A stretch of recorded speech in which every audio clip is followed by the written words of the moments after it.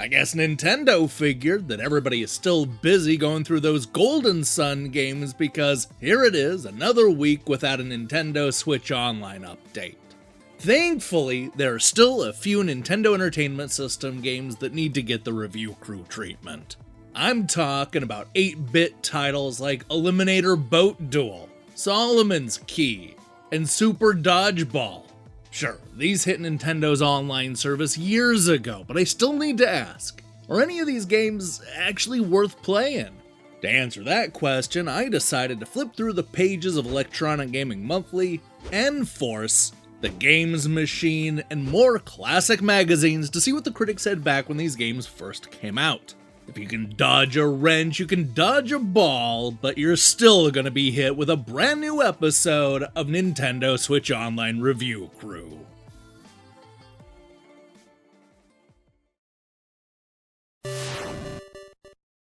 Ignore the eyesore of a cover, because Eliminator Boat Duel is an 8-bit treasure. It's a high-speed racer that takes the best elements from RC Pro-Am, Mike Tyson's Punch-Out, and Rad Racer, creating an irresistibly fun boat game with a full cast of colorful characters.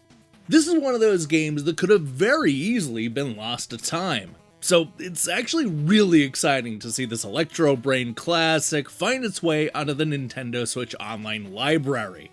Now what sets this game apart is that it has a mix of both overhead racing, similar to something like Micro Machines, and third-person racing, not unlike something like Outrun. It's an example of a developer trying to do the most with the limited hardware that they were given, and coming up with something that's actually unique and fun. I dig this game, but what did the critics have to say at the time? As it turns out, the reviews were all over the place. Some critics loved it, others hated it. Yeah, it was polarizing like that. Let's start with N-Force, who were decidedly not fans of Eliminator Boat Duel. Rob called the game a speedy little motorized boat game very reminiscent of Micro Machines. With only one other boat to race against, things are a bit on the easy side, but there are plenty of characters to take on. Unfortunately, there isn't much else apart from the odd bubble-headed beach blonde waving their arms around. Graphically, the NES is capable of a lot better, and what music there is irritating. The good news is that Milo's there to offer some immediate pushback, arguing that although the graphics are a little rough around the edges, there's loads of color and the cartoon style adds to the appeal, along with nice touches such as the bikini-clad babes jumping up and down chanting, "We want slow-mo!" A small amount of strategy has been sneaked into the boat upgrades, but Eliminator Boat Duel is a very simple game. So simple, in fact, that it might not stand up to long-term play. Entertaining from start to finish, this fun little game deserves a mooring in any race fan's yard. With differing opinions, N-Force ultimately gave the game an average score of 56%. For their part, Nintendo Power neither loved nor hated the game. They simply thought that it was okay, giving Eliminator Boat Duel a score of 3.2 out of 5. Of course, this was just a speed bump on the road to the high score, a 91% from Nintendo Magazine System. It's happened with platform games, and now it's happening with bouncy, super sprint-style arcade racers. There's RC Pro-Am, Pro-Am 2, Cobra Triangle, and now Eliminator Boat Duel. However, the saving grace for all of these games is that they're all high quality, and Eliminator Boat Duel adds more original ideas to the genre than most. From learning the optimum start times for each starter, to learning how to nitro through an opponent to wreck their boat. As a one-player game, Eliminator Boat Duel is certainly a lot of fun, although it is a tiny bit easy once you get used to running your boat. However, as a two-player title, Eliminator is outstanding. Although not the greatest game of its type on the NES, Eliminator is close and most certainly an extremely worthwhile purchase. I agree, this really is a fun game. It may not be as flashy as other titles on the Nintendo Online service, but don't sleep on this 8-bit classic.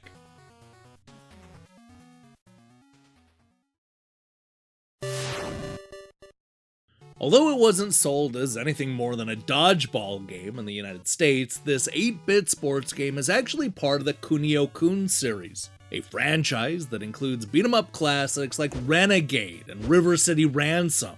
Super Dodgeball ditches the street fighting and takes the action to the court. The goal is to knock out the competition by smacking them with balls. With great gameplay, fun super moves, and teams from around the world, players will enjoy the fast-paced action and wide variety of great-looking locations. And with a number of competitive multiplayer modes, I really have to wonder who could resist the charm of Super Dodgeball. Apparently, the answer to that question is the game critics, because Super Dodgeball was not a big hit with the few magazines that reviewed it.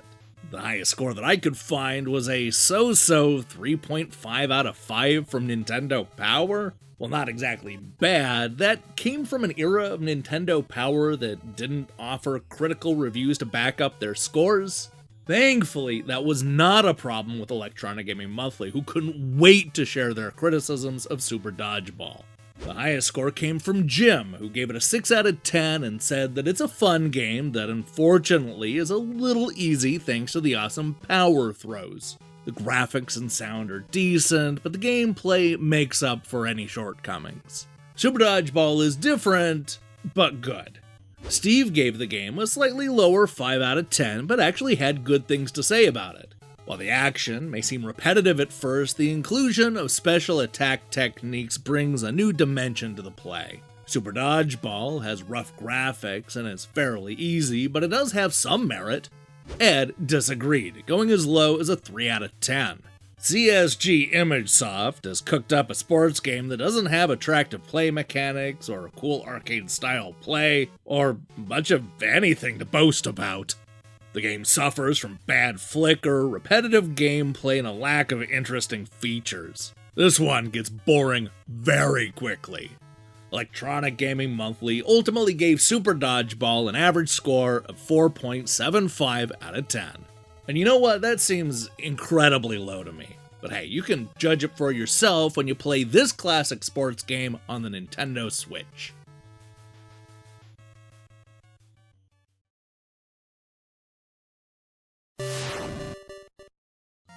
Now here's an interesting little platformer. Solomon's Key is an arcade port that stars a young wizard whose central task is to open up doors and escape to the next puzzle. Of course, it's not as simple as it sounds, as there are enemies everywhere and our hero really only has a few offensive attacks. Taking inspiration from Lode Runner, the trick is to create blocks to not only climb to hard-to-reach locations, but also to trap the enemies. And with a real emphasis on solving challenges and figuring out where and how to find all the items, you could argue that this is the first puzzle game on the Nintendo Entertainment System. You know, given how polarizing this game is these days, I went into this episode actually expecting the reviews to be all over the place. As it turns out, they were surprisingly consistent. In fact, when you look at the 3 magazines that reviewed the game, there's really only a 4-point difference between the highest and the lowest scores. Well, technically there's a 710-point difference, but that's only because of Ace Magazine's ridiculous 1,000-point scale. Speaking of Ace, let's go ahead and start there, as they gave the platformer the lowest marks with a score of 790. They argued that Nintendo games are usually top of the league in terms of staying power, and Solomon's Key is no exception. Not too special in graphics, plot, or originality, but from a gameplay point of view, well, you'll just plug this one in time and time again. Now that's what Ace calls quality control. Over at the Games Machine, they were actually impressed with this port, giving it a solid score of 80%. That said, they couldn't ignore its age. Phew, this game is old! The Nintendo version is just as playable as the Amstrad version reviewed 31 issues ago. The sprites are surprisingly well defined for the Nintendo, and a nice range of colors bright up the proceedings. Sounds pretty good too, a must for all platform fans. The highest score, if you want to call it that, comes from Nintendo Magazine System. In a small capsule review that got the company's name wrong, they said that this is an excellent conversion of the Data East coin-op. which is one of the best arcade puzzle games out. If you're after some mental stimulation from your Nintendo, then this has got to be somewhere on your shopping list. They gave it an 83%. Honestly, I'm not so sure this game actually holds up all that well, but it is unique and there aren't a lot of other games like it on the Switch. It's not for everybody, but hey, maybe you're one of those people that will actually enjoy Solomon's Key. Give it a try.